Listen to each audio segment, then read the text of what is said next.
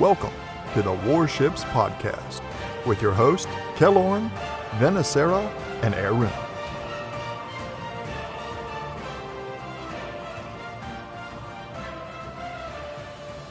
Hello and welcome to episode 127 of the Warships Podcast. I'm your host, Kelorn, and Aerroon is with me this week as Venicera is out for work. Not to worry, because Ashley, aka Ashley, has agreed to fill in for her. So it's your first time on the show, Ashley, so welcome. Thank you. So how did you get started playing World of Warships, and did you start streaming right away? Had you been streaming something else previously and just started and decided just to play Warships, or how did that all come about? Well, I had started streaming already a couple months prior, and I was playing just a bunch of different games. I think at the time I was pretty heavily into like PUBG and League of Legends. And a couple months in, I got to this point where pretty much all of my friends had crazy real world IRL things that they had to do, and they all disappeared off of the internet. And I had no one to play with anymore. And I was kind of tired of those games. And my husband said, I've been trying to get you to play this game for 2 years. It's still here, World of Warships. And I was like, well, okay, I'll try it. And yeah. And then I never stopped playing it, apparently. Here I am over a year later. I play it like 30 hours a week. So 2 questions. Are you better than your husband? And 2, is he jealous that you are like a community contributor and Twitch streamer and stuff, and he's not? No, he does not. He does not like public spotlight at all. So he's totally fine with me doing my thing. He does his thing. He's actually kind of meandered back into some different games himself. He's been playing, I don't know, what is it called? Dark Age of Camelot or something weird like that. That's old school right there. Yeah. So he meanders in and out of games a lot more frequently than I do. I'm more of I play one game for a few years at a time. I'll play other games here and there, but I'm like always hardcore focused on one game. Fair enough. So for other Warship streamers who are out there, what was the path like to becoming a community contributor for Warships? Because you're a relatively recent addition to the CC crew. Yeah. So for me, it wasn't something I'd ever really even thought about. I honestly didn't realize how many of us there were, how many CCs existed. I thought there were like 3 or 4, the big names that I'd heard of. I just did my own thing, to be honest with you. And someone had asked me if I had applied.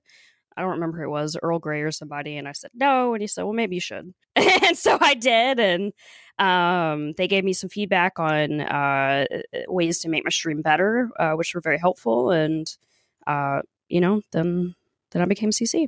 So what have you noticed since becoming a CC? Like, we get access to early access to all the ships and things like that.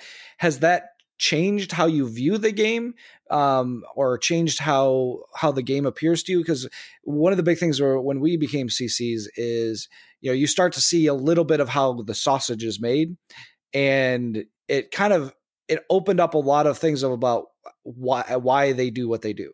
Oh, definitely. I think that a lot of the questions that I had before about why maybe they didn't do things differently, I just don't even question it anymore. I think there are a lot of things that people wish wargaming did differently, but when you're, as you say, seeing the sausage made, you kind of understand why maybe they can't do that, or they can't do that in the time frame that the community might want, or maybe it doesn't make sense from a business standpoint. So whereas I only viewed it really from the standpoint of the user or the gamer, now, although I'm not a developer or whatever, I get to see their mindset and the thought processes that go into a little bit of it, a little bit behind the scenes. So what's been the biggest surprise since becoming a CC for you? Biggest surprise? Probably that I can't let go of some ships. I didn't get it. I didn't get why people don't like change. I love change. I think change is good. It keeps the game healthy, keeps it fresh. But I think the Exeter has been my big one, where I was like, this is going to be my favorite ship ever. God dang it. I love this ship. It's too overpowered, though. They got to fix it. And then they fixed it, and I was like, no, I hate this ship now. Where's my old ship? I didn't realize I would get so attached to to something that honestly I knew needed to change. That's really funny because we've had experiences like that all over the place. Aerroon, I think the first time that I had a ship that we tested, I'm like, I want this ship, and then they went and changed it. Pretty sure that was the original Giulio Cesare, and just how ridiculous that ship was. What was your first kind of instance with that phenomenon, Aerroon? I don't really know. There have been so many of these that it's very difficult to say. Probably something to do with CVs. Not sure though. Fair enough. So we posted yesterday on Twitter that you were going to come on the show, Ashley, and there were a bunch of questions that were specifically directed at you. So we're going to ask them up front instead of our normal listener questions at the end, because we have other more general ones for that time. So first up, very boring, asks on a question off of Twitter saying, when did Ashley first develop a love for island surveying and the playing of the mighty Danae? I assume surveying. that there's a story here. Did you take lessons from Notzer, or what's going on here? I am like Notzer. Basically anything that another CV does wrong, I am that combined. I'm all the other CV's faults in one person. And scenic island surveying is it's something I do pretty frequently, probably once a game. I just honestly I'm still, even though I have thousands of games, I'm still like just absolute trash at being aware of my surroundings, which is true to IRL too. I just bring my IRL self right into it. And as far as the Danae, okay, let me tell you something. The Danae is a trash ship. I don't understand why people say the Emerald's the worst ship, because the Danae is clearly the worst ship. And I quit the Royal Navy cruiser line, and I didn't understand why people played it. I thought it was the worst line ever. I hated Tier 3. The Danae was like solidified that I'd never play that line again. And then someone convinced me to try the Minotaur on the test server. And I was like, oh, I'm a god at this ship. I did like 200k damage plus, and it was awesome. And so I decided to go back through the line. But I free XP'd through the Danae because I just couldn't bring myself to play it. And here lately, people have been bribing me to play the Danae. And I've probably played at least 10 games of the Danae every day. So that's what that... I hate that ship. They're trying to make it out that I'm like the main Danae player, but I'm not. It's a trash ship. It should be. It's basically, to me, the Exeter is the premium Danae. That's why I hate the Exeter. So a year from now, we'll look at the profiles on the WoW's numbers website, and it'll come up with like Ashley has like 10,000 Danae games. Yeah, basically that's what's happening. I have so many Danae games. I did, I think, 130k damage in it one time. Like, it's just insane what's been happening with this stupid ship. Yeah, this is going to sound weird, but I actually really had a good time playing Emerald. It was Leander that I really didn't like to play of that line. And obviously Fiji is a lot of fun, and the rest of it is a lot of fun. But, it like Emerald, it's a total trash ship too, but like, you just know that going in, and you just kind of have fun. Yeah, and you have a smoke. Like, to me, that's what makes Emerald better than the Danae is, you get to learn how to use a smoke, and you get to hide. Like, you just hide. Hide correctly. That's all you need to do. Danae is like, no, you can't hide. Although I have figured out that ambushing people around islands with your torpedoes is the way to go. So I'm starting to figure the stupid thing out after having free XP through it previously. It's basically a giant destroyer with a citadel, so... Mm-hmm. So Justin Dean on Patreon asks, the introduction of the Tier 10 legendary modules was a mixed bag of goodies and disappointing. What ones does Ashley use regularly, and did it make any ship more fun for her to play? I don't play Tier 10 that much. I do use the legendary module on the Hindenburg. I honestly can't remember what it does, to be honest with you. But I love the Hindi. I haven't played it in a long time. I do use one legendary module that I know most people say not to use, and I can't remember if it's the Des Moines or the Worcester. It's the Worcester. The because Worcester. the Des Moines one is actually good. Oh, you're right. Yes, so the Des Moines one's the one that lets you get up and going really fast. So I think that one's amazing. But yeah, the Wooster one is just for your radar, and everyone tells me not to use it, but I do. You should stop. I knew you'd say that. You'll get used to Aerroon eventually. Well, maybe not. I haven't, and it's been a year. You should stop. Yeah, I probably should. I just wanted to give it a go, see what it's about. See if it's worth it. Probably it's not worth it on the Wooster, but definitely on the Des Moines and the Hindi. What is the Hindi one? It makes fires and floodings go away really, really quickly. Oh yeah, totally worth it. So to anybody that's listening, why is the Worcester legendary upgrade bad? Upgrade, by the way, upgrade. It's bad because you can't take the concealment upgrade with it, from what I remember. Like, the upgrade itself is fine. It's just that you give up something better. Anyway, good old Aerroon of perfect semanticist on our show. I actually do have a question to you. What do you like the most about the game? Like, what draws you to the game? Double thing. As a streamer, one of the things that I think really draws me to the game is the slow pace. As a streamer, my focus is my community, and community engagement probably triggers a lot of the CCs that are real hardcore good at the game, Aerroon.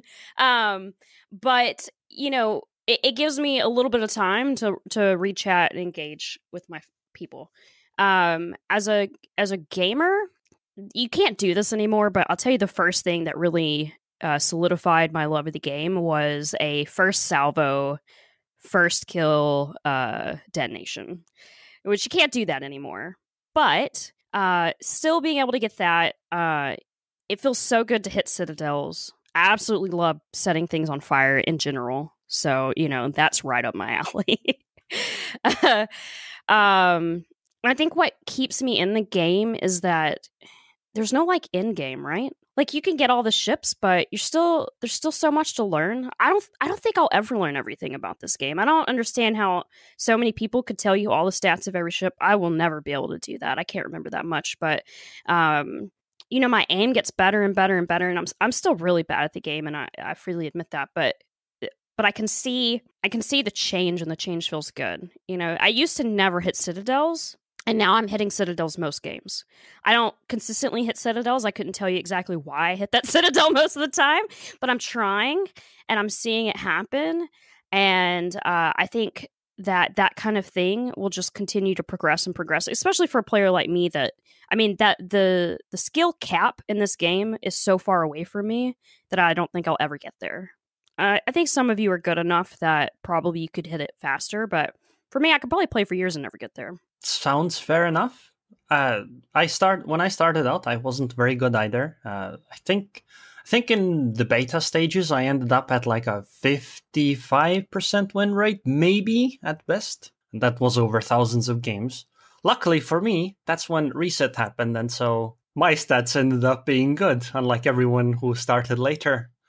Anyway, I have another question. What do you find to be the most irritating part about the game? The most irritating part about the game. The damn port UI. That too. This is not specific to this game. I feel this way probably every single game I've ever played, but I feel like no matter what mode you play, no matter what game you're playing, or who your team is, or who you're teamed against, no one ever seems to care about the objectives, and it drives me freaking batty.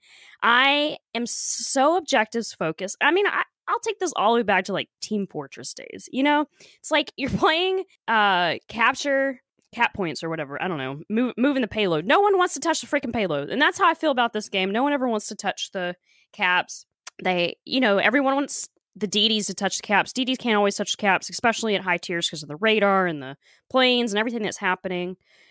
I think that's what ends up getting me killed so quickly, is I just can't stand it. So no matter what ship I'm in, I feel the need to capture the objectives. Well, I have a suggestion on how to improve your play then.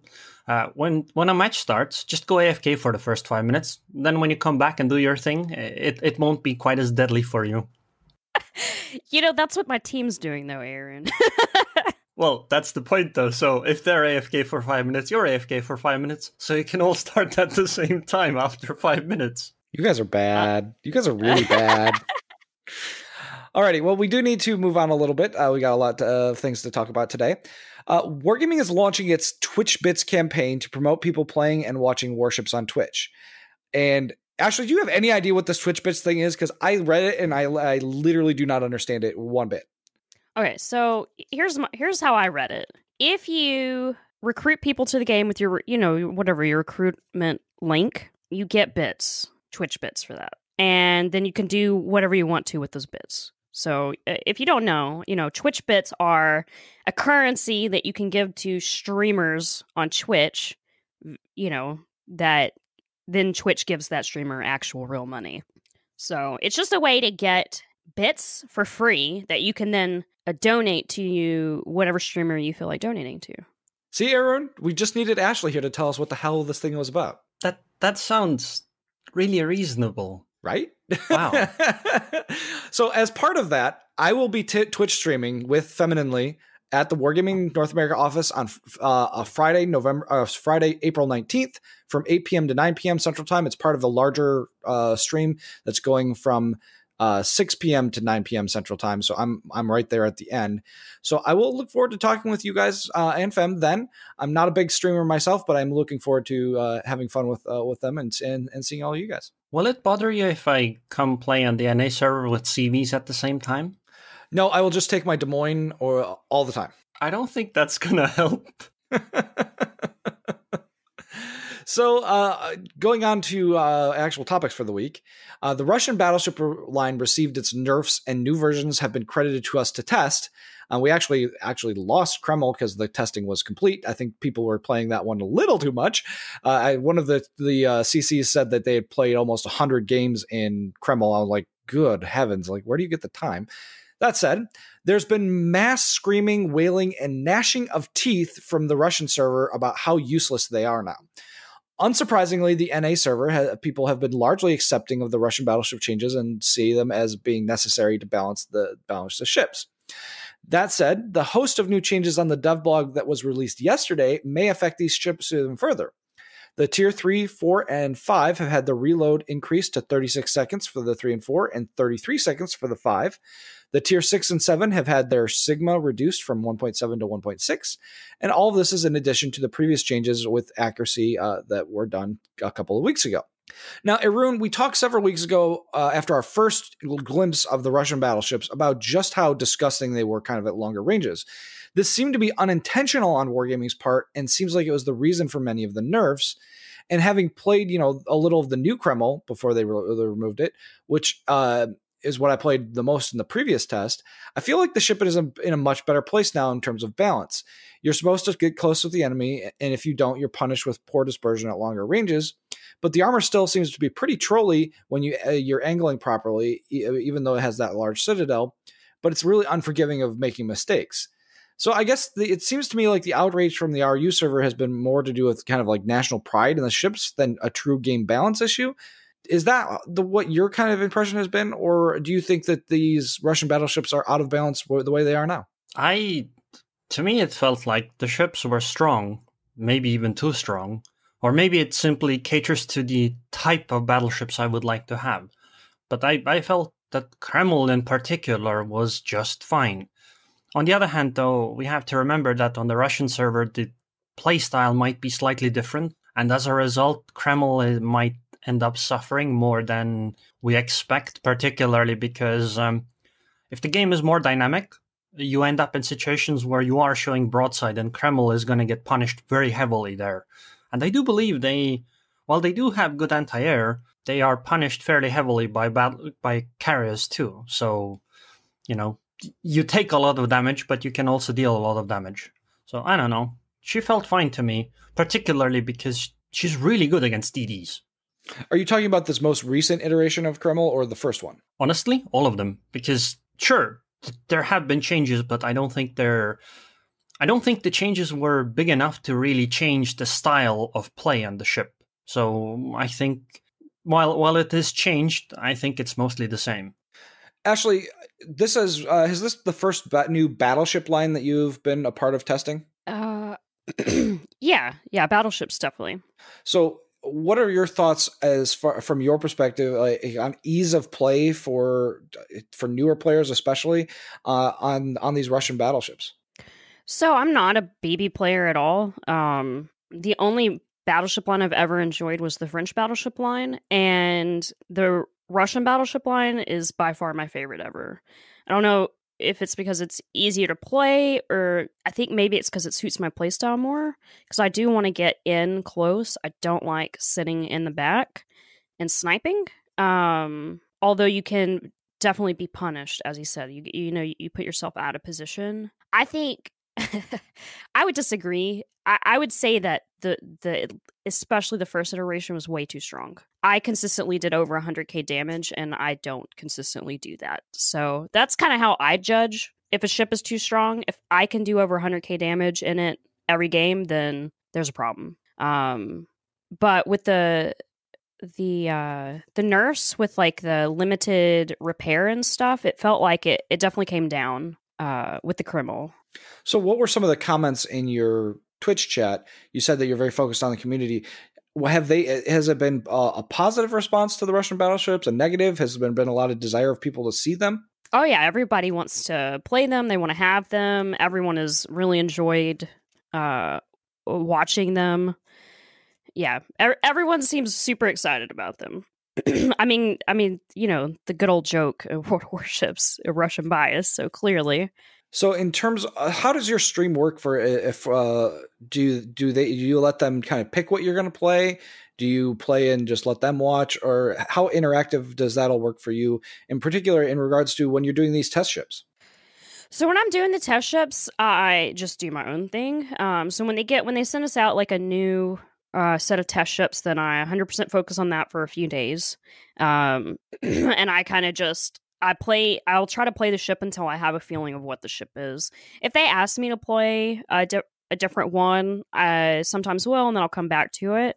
Unless it's just one that I've said, no, I absolutely hate the ship, I don't want to play it, I'm not going to play it. So that's how it goes with test ships. With normal ships, it just depends.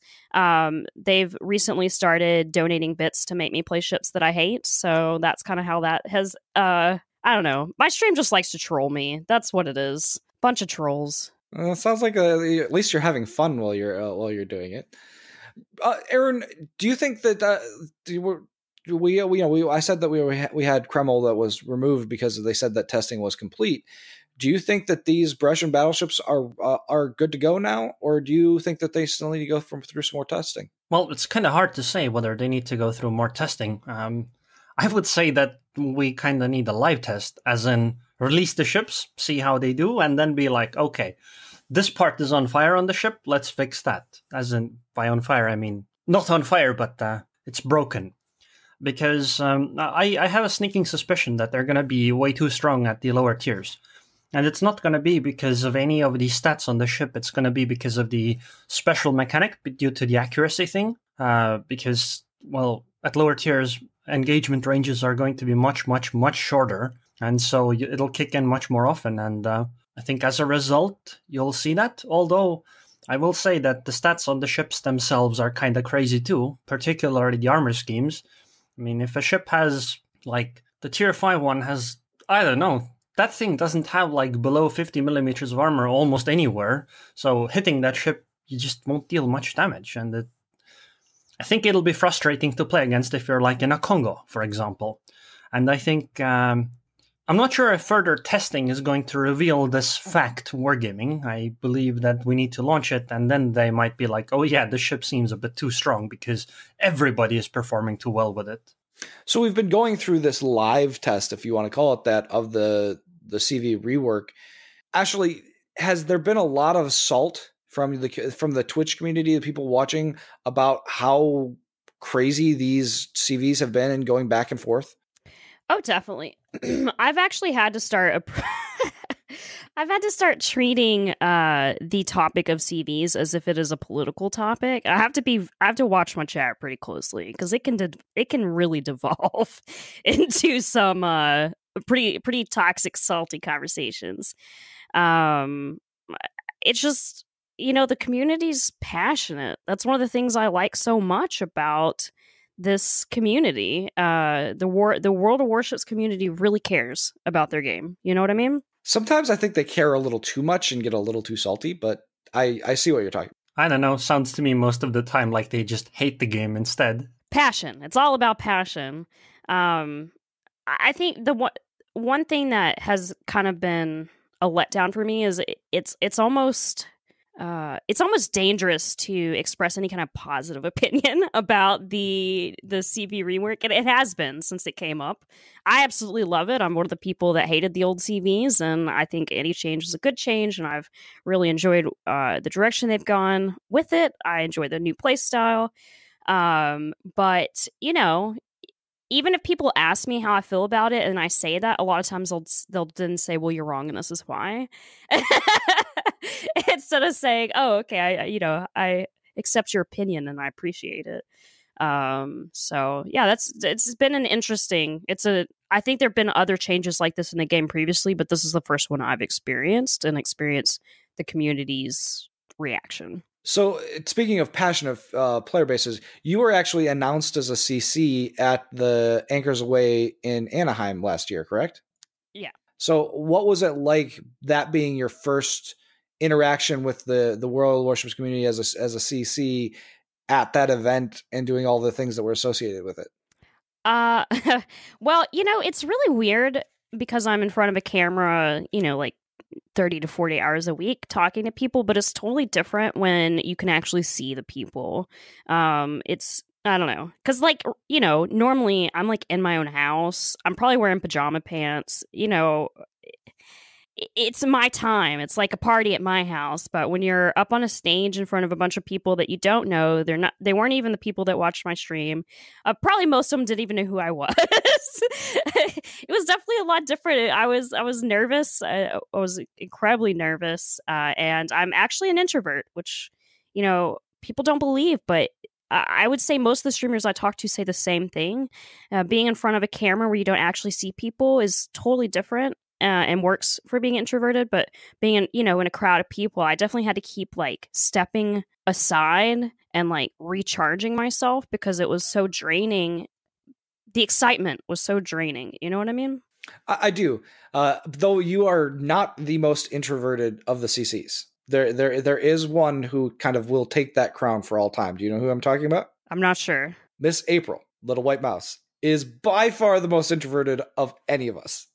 And I love her to death. She's great with the stats and stuff. But she, I really wish that we could get her to come to some of these events. Or I wish that we could get her on the podcast because she's just, she's too shy. Yeah, I can see that. She's so smart and she has so many stats. I think it would be really cool to be able to pick her brain on the podcast. Yeah, she also, has blood for the Blood God. She's a giant Korn fan. That's a Warhammer reference for those of you. Wait, what? Okay, so the Warhammer universe, one of the chaos gods is named Korn, and he's called the Blood God, and so you sacrifice people to give him blood, and that's her favorite thing. So she has to give blood for the Blood God. That's why she has the little bloody axes and stuff, and all of her reviews, the little emojis. Today you learned on the podcast. The Emperor protects. Ashley's I have no idea what these nerds are talking about. Yeah, I've never played that game, but I am learning definitely something new about April that I never expected. Go ask her. She'll tell you all about it. It's great. So there were more changes to non-Russian ships, and they were starting with Georgia. The base reload has been reduced from 30 seconds to 26 seconds, which makes the accuracy module that much more desirable for the 6-gun ships. I honestly feel like this might make the difference in making it a fun ship to play because I already feel like it's close. I'm already enjoying the time that I'm spending in the ship. I'm just not getting the results that I want to get. If I get a few more shots per game, I think I might be able to actually turn around and say, yeah, this is a fun and interesting ship to play. Actually, this is not a typical battleship type of play. It's a very niche type of ship. and it's not anything like the French battleships that you mentioned that you liked earlier. Is Georgia just something that you wouldn't recommend? Have they asked you to play that at all? Yeah, I've played it a few times this week. So I've only played it like maybe 4 times tops. It was interesting to me because I would end the game having only hit like 20 shells or something, but the amount of damage I did with those 20 shells was pretty significant. So I haven't really made my mind up on the ship. I don't think four games is enough. I know it's gotten a lot of flack though. Pretty much everyone's told me it's trash, but they still wanted to see me play it. I don't know. I like that it reloads a lot faster. Do you think that this reload change is going to make a difference in your enjoyment of the ship itself? Do you think it's going to give you shots that you might not get before? Oh yeah, definitely. Any increased chance to hit more shells, because like I said, the shells that I do hit are doing a significant amount of damage. It's just that, how many, what is it, 6? You shoot 6 shells at a time? Yesterday I was trying to keep count, and it was almost always 3 shells hit, sometimes 4. So yeah, that increased opportunity to get more shells into the ship, since it is hitting so hard, for me will definitely make it more enjoyable. Aerroon, I know that Georgia has not been your favorite ship to play, and we had a little conversation about this before the podcast started.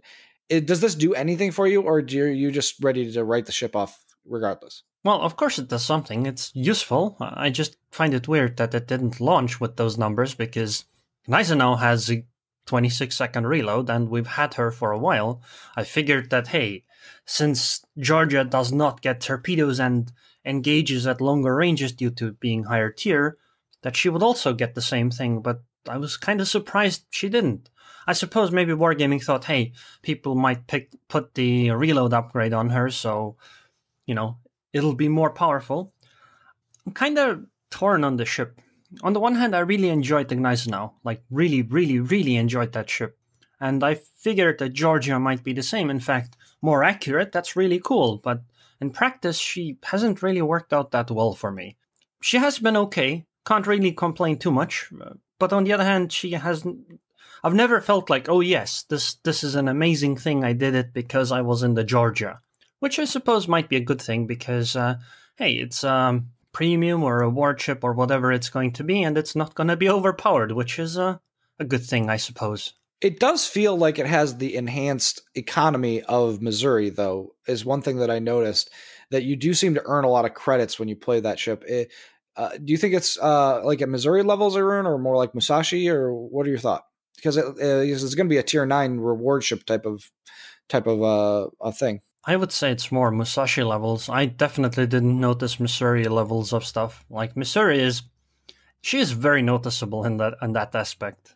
Le Terrible testing is complete, and the ship will be changed in 0.8.3 to increase her AP shell velocity and crop value.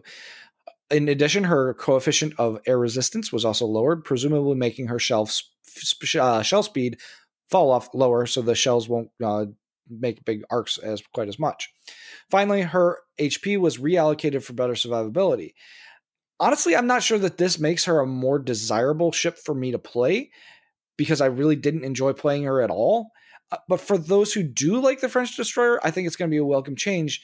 My question to both you, Ashley, and to you, Aerroon, is if you guys weren't playing this ship before, is this going to make you pick it up? To be honest with you, I only got the Le Terrible in the Santa Crates, and I'd only played it like twice before the test. So for me, it's pretty much the only thing I know is the test version, if that makes sense. I want to get into and figure out how to play it, because I want to reward Wargaming for doing something different. A smokeless DD or whatever. I enjoy that there's something that's outside of the norm. I don't have the skill in dodging to try to make it work right now, though. So I need to work more on probably playing my Russian destroyers or something before I venture into Le Terrible. I don't see the point in the ship. I mean, okay, it's cool. She's fast, really cool. but she doesn't have a heal, meaning that if you get hit, you stick with that damage.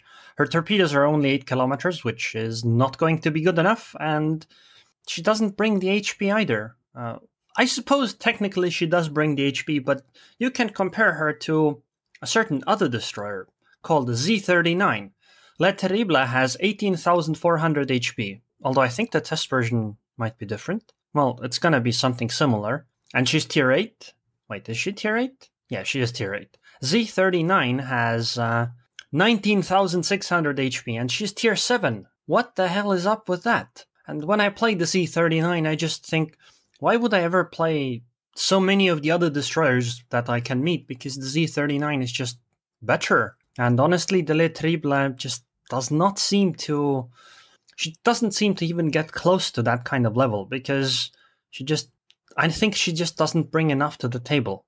And I don't think the AP changes are going to make a big enough difference, because you're not going to fire AP most of the time anyway against most targets. Well, I suppose you might now, but your DPM isn't going to be that amazing anyway, and when you add all of that up, you put in a ton of effort with the ship, and it doesn't feel rewarding enough. And as a result, I just don't see it. And it gets even worse because you can't really do your destroyer job very well either, because you don't have a smoke screen to bail out, and your concealment isn't excellent either. Oh, and then you run into CVs as well, and the only defense we have against CVs right now is a smoke screen, so you're kind of screwed in that sense too. I honestly think that a lot more should be changed on the Le Terrible to make her a good ship. Any final thoughts, Ashley, before we talk about the Royal Navy ships? No, I think he touched on it. Alrighty. Well, finally, the Monarch and Conqueror test versions with higher Earth citadels have been completed, and it weakened the ships a little too much. Therefore, the test versions will be buffed with a better casemate repair value of 85% instead of 75%, and better upper deck armor. Conqueror will also get a small Sigma buff from 1.8 to 1.9 for 419mm guns. And rounding out the Royal Navy ships, the Tier 8 CV Indomitable will get the same rockets for her rocket planes as the Audacious. Now, these changes are kind of iterative, and honestly, I haven't played a lot of the test versions of Monarch and Conqueror. I don't really like those ships to begin with, and so testing them out when they're messing around with the stats isn't exactly something that felt that great to do. Aerroon, one, did you think that these changes were necessary for these two British battleships? And two, is this the right course? Well, I think this is the right course, except it should have been to all the British battleships, and it should have been done whenever they were released, because I really dislike the fact that we had ships, or have ships in the game, that are basically, you can't punish them when they make mistakes. They show broadside, you shoot them where the citadel should be, but you don't do citadel damage because their citadel sits too low in the water. And that bothered me really, really, very much, because not only does the Conqueror defend very well against citadels, it also has very good defense against flooding and fire, because, I suppose any kind of light damage, because she has super heal. And when you added these together, it seemed kind of weird, because you would think that a ship that survives very well against fire and flooding and all that damage over time stuff would be easy to punish with Alpha Strike. But that wasn't the case, and that seemed weird.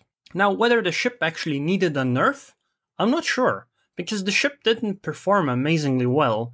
But on the other hand, I don't think this change actually makes a big difference, because most Conquerors play at long range anyway, and this it's not going to significantly alter the way Conquerors are going to play, in my opinion.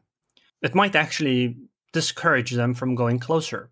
However, on the Monarch, although I want to add the same disclaimer that I haven't tested them much either, but I've watched some other players also play the Monarch, and they kind of echoed my thoughts, which was, this ship wasn't great to start with, now she's even worse. I think Monarch is the last ship in the British battleship line that you would want to make this nerf to.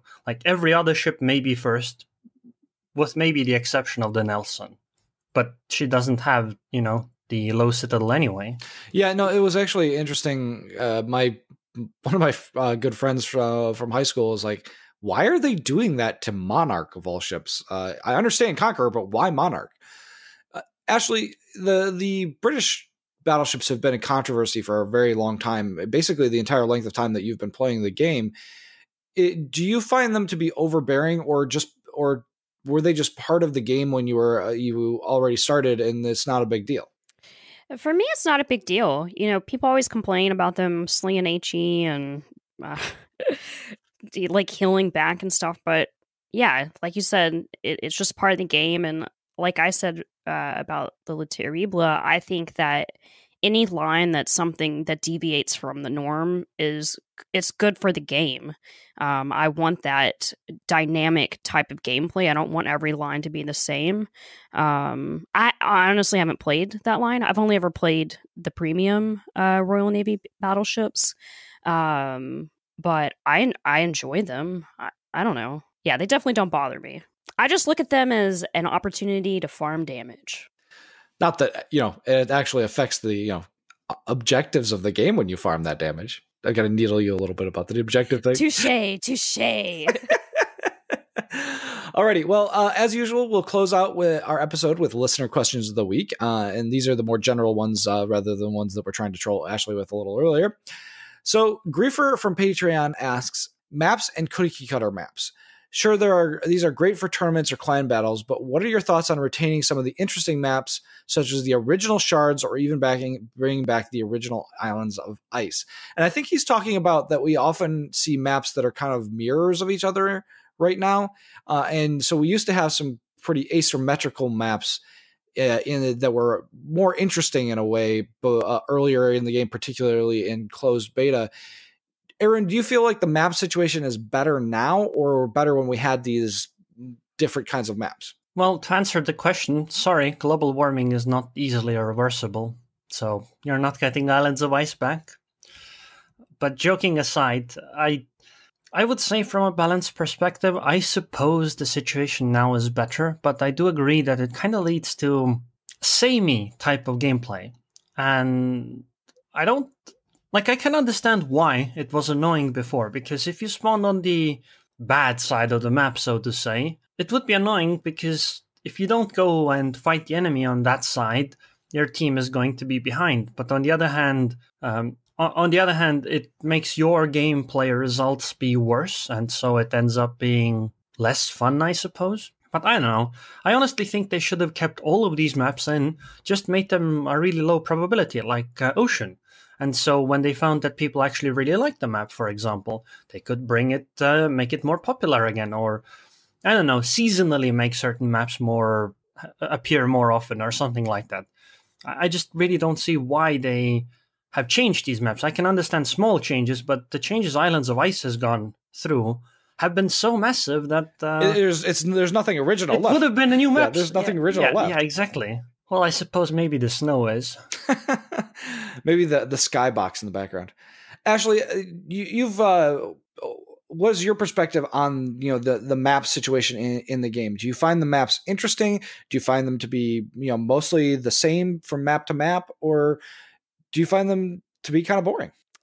Yeah, to me it seems like the maps are all the same now. I was a huge fan of the old Islands of Ice, or whatever it was called. I don't know the map names, but the icy one that they made major changes to. And I was one of those people that annoyed my team by going C and capping it. And, people would yell at me because you can't support B because of C, because the big wall.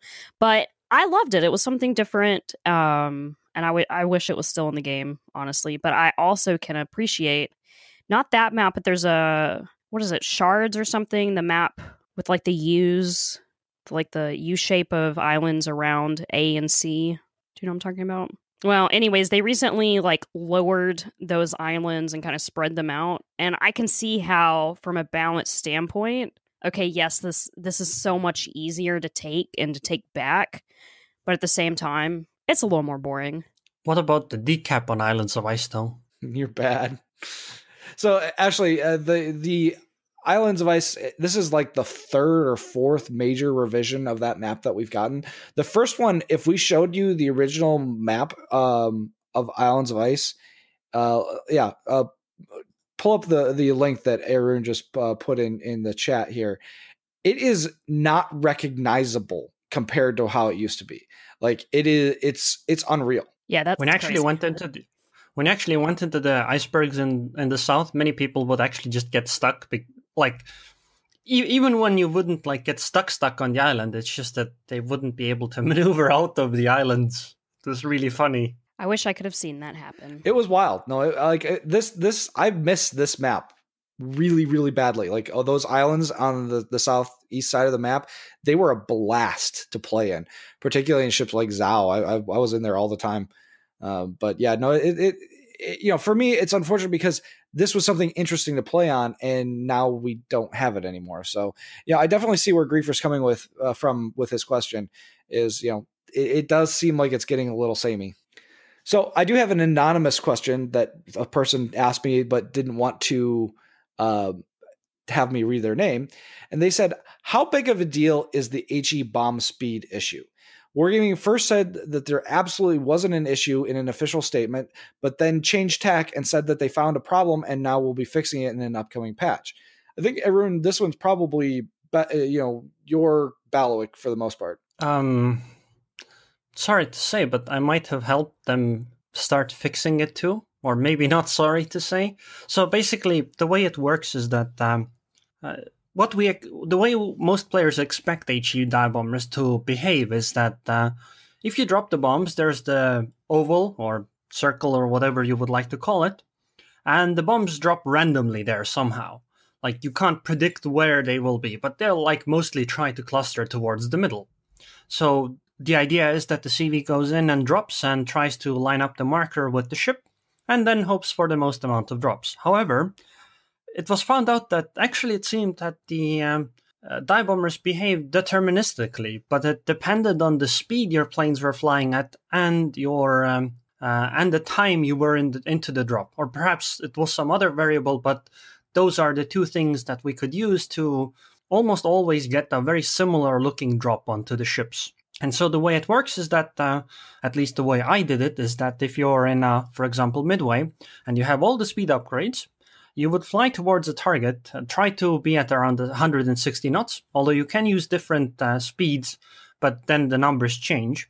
And when you are about 2.7 kilometers away from the target, you would start your drop, you would then use full boost, you would boost until the very end, and you would be over the ship at around 0.5 seconds-ish left. And when the top half of your drop circle is over the destroyer, you would press the drop button, and you would often get 4 to 6 hits on a DD-sized target. And I'm not talking like lining up the drop with the destroyer like from back to front, but like even if you drop from the side, which is incredibly annoying for the destroyer because, yes, it's very unlikely that you get these drops perfectly when you're actually playing because the DD is going to be moving. But even hitting half of these, three HE dive bombs deals almost 10k damage, or sometimes even more than 10k damage on a DD. It's ridiculously high amounts of damage, and there's very little the DD can do about it. And because of that, this is a big issue because, well, you can't play against that as a destroyer. The CV is going to hit you really, really hard, and there's little you can do about it. And so this is the thing they want to change, and I do hope they change it. However, personally, I didn't necessarily mind that this existed, the fact that people could use skill to land more dive bombers. What I minded is how much damage the dive bombs did. Like, it shouldn't be a thing where dive bombers hit the DD for 10k damage. It just shouldn't be possible. Ashley, was this part and parcel of some of those contentious CV discussions that you guys had, or were they more of a general nature? Did the HE bomb issue get discussed? No one ever really specifically discusses the HE bomb issue. It's more of just an idea of how the super elite Unicum CV players can still, I would say, abuse mechanics to make absurd amounts of damage. So it's just still that feeling like the skill gap is just still so huge. But I think that Wargaming's going in the right direction and ironing those things out. And I think you're going to find that in any game, especially when you're working on such major changes to a class like we have now. Are there a lot of conspiracy theorists in your chat? I'm just asking. I would say about CVs probably. Just asking. All right. So Z Proxy on the forums asks, what has happened to the Pan American ships? There are many that can be incorporated into the game. Now, I did notice that this gentleman did have a tag of a clan that is Brazilian, so I assume that he is wondering about the Brazilian and the Argentinian battleships that could be added, as well as some other ships that were. I do think that they're being worked on, and that we will eventually see more Pan American ships in the game. Aerroon, do you think that that's kind of a lower priority for them, or where do you think that lines up on the priority list for wargaming in terms of ships to add? I think it is a lower priority. I kind of wish it wasn't, because I think it would be cool to have, well, more lines of ships, so to say, or like more nations represented, because I understand that the people who are from those places and these ships existed, they would like to see them in the game, and they would like them to be at least somewhat useful. And I think it would be a really cool addition, because it would make those players more attached to the game. So I wish Wargaming put more priority to it. Of course, I don't know how much priority they have on it, but I suspect it's not quite as high as working on the CV stuff for now, or some other line that's worked on right now. Ashley, are the Pan American ships, we have Nueve de Julio, which is in the game, is that something that has come up in your stream? Do they like seeing the Pan American ships? Are there people from those countries that watch your stream that would like to see more of those ships in the game? Every once in a while, I'll have somebody ask me to play one of those, but no, not very often. And again, I just got those as well in the past, I don't know, in January maybe. So I haven't had them that long. But yeah, they really don't come up that often. So our last question for the day is from Eddie Coward on Twitter, who asks, what is your favorite ship type and ship in general? And who is the one stream player in World of Warships that was the most fun to division with? So let's start with you, Ashley. What was my favorite? What's your favorite ship type? So what class, and then what specific ship? My favorite ship's class is DDs in general. Just love I love destroyer play. Again, I'm an objectives-based player, so I feel like I can have more of an impact on objectives with destroyers. My favorite destroyer, it's hard to say. I like so many of them for different reasons. I think the one I've had the most fun ever in was the Farragut. I probably just like the U.S. destroyer play in general, though. As far as most fun person to div up with, for World of Warships, the most fun I had was divvying up with the ZF clan when they were all playing, and we did like training room scenario battles, like torpedo jousting and stuff like that. So just having a big group of people that were just out to have fun and not take the game seriously was right up my alley. I think he was asking about a CC or another Twitch streamer. Oh, a CC? That's a CC. So I haven't really divvied up with many CCs. I've divvied up with other streamers. Like I said, the ZF clan, a lot of them stream World of Warships. I've divvied up with Strangers, has taught me a little bit about the game. I've divvied up with the Sailing Robin. Man, that's crazy. I didn't realize I had not actually divvied up with other CCs. Hey, you learned something. I'm sure I have, and I can't think of it. Learn something new every day. Aerroon, what about you? Favorite ship class, favorite ship, and who's your favorite streamer or CC to div up with? Well, my favorite ship class seems to, I don't know, depend on my mood or something, or maybe it's seasonal, but it used to be CVs for a while, it used to be battleships, then it was DDs, although I think cruisers haven't really been a part of it. Right now, I'm either torn between DDs or battleships, but it's a particular battleship in this case versus more DDs, so I'll lean on DDs. The battleship, by the way, is Grossa Kofest with a full secondary build with IFHE. It's amazing. It's so much fun to play. Anyway, the DDs-wise, I would actually say right now that it's Shimakaze, which is kind of weird. Although Kitakaze is also up there, but Shimakaze with 20-kilometer torpedoes. I don't know what it is. You talked about this the other week. You are a crazy man. Crazy man. It's so insanely much fun to have 20-kilometer torpedoes on many of these open maps. you drop the torpedoes, they take forever to get anywhere. They're the easiest thing in the world to dodge. And you're like, oh, I just got the DD kill or something like that. Now, this actually ties in with the other part of the question. Who's my favorite CC to division with? And I would say the answer is normally either Strefs or Strangers, but because Strangers is not a CC, it's Strefs. And honestly, he's the reason I'm playing the 20-kilometer Shimakaze. We started kind of playing it together, and we've been playing it quite a bit, so we're both playing 20-kilometer Shima. There's something wrong with you two. And, like, seriously. Ashley, do not listen to this. Do not play the game like these two do, because it's wrong. It's so... I don't know. It's so much fun. But I mean, even if you don't take the 20-kilometer torps, you can go with the 12s or 8s. It doesn't really matter. Shima's guns are actually good enough nowadays that you can maybe not like straight up fight a destroyer, but if you pop up and shoot a salvo or two, you can deal 3.5k damage with a salvo on a destroyer. Yeah, they hurt. That's not nothing, and many destroyers will run away. And so Shima is really fun. I suspect I would really like Yuguma as well, but I haven't played her in a while. So for me, favorite ship class is obviously battleships, and specifically Yamato, because I'm a huge fanboy and it's the single most played ship in the game for me. In terms of favorite CC to div up with, or streamer to div up with, honestly, I have a lot of fun diving up with Zoop because we're often drinking and having a good time. And I've grouped a lot with Kami as well. But when I play with Kami, it's always, we're going to win. And, if we don't win, then, we get all kind of butthurt.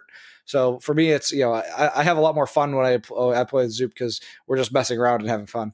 Well, that's, you should try it. You should try a destroyer. Maybe, one with 20-kilometer I have torpedoes. tried that. I have tried that. I won't lie. But I actually have fun playing gearing and,